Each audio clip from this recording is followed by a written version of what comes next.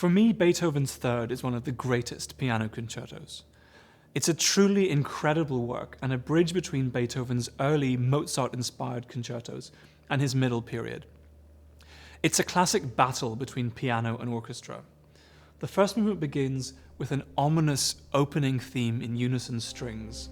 We immediately feel a sense of trepidation.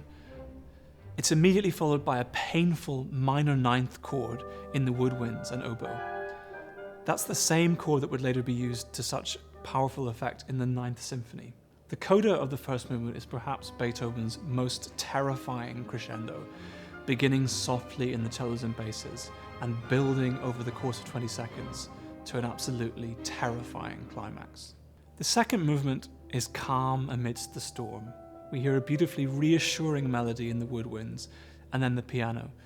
There's an otherworldliness to this music, and there are many beautiful passages in which the piano converses with the woodwinds in the orchestra. The finale returns to the anguished world of the first movement. Every attempt to get to C major is extinguished, until finally the soloist finds the energy to break through to C major. And we realize, as in so many Beethoven pieces, that we've traveled from darkness to light.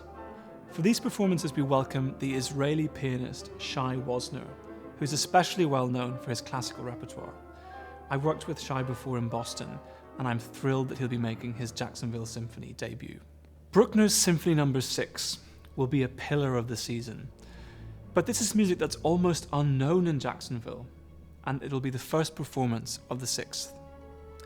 Anton Bruckner was one of the greatest symphonists, perhaps the greatest since Beethoven. He was a study in contradictions, an Austrian country bumpkin who became professor at the Vienna Conservatory, a devout Catholic who worshipped Wagner and his music, and a virtuosic organist who found his true voice in the orchestra.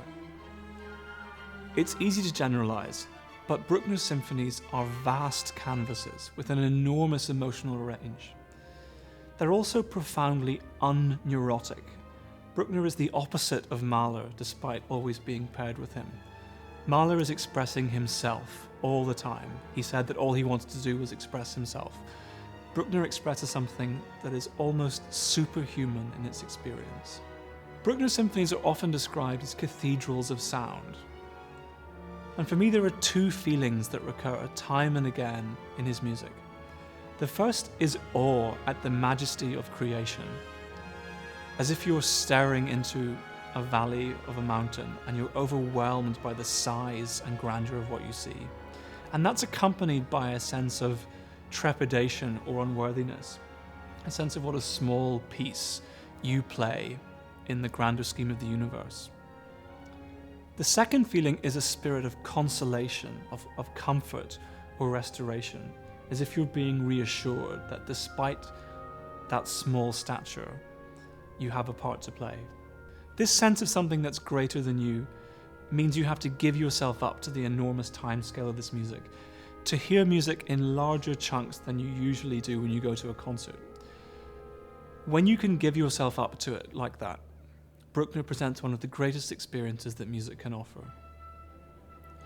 We've programmed the Sixth Symphony as an introduction to Bruckner's music because it has a classical shape. The first movement has a formal design that could have been from Beethoven, so you can anchor yourself in the piece as you go through in a familiar way. The second movement is a great adagio, full of pathos and feeling. The third is a scherzo. We could be in the Alps listening to horn calls across the valleys. And the finale has one of Bruckner's favorite descriptions, feierlich, which means in German, full of a sense of ceremony and grandeur.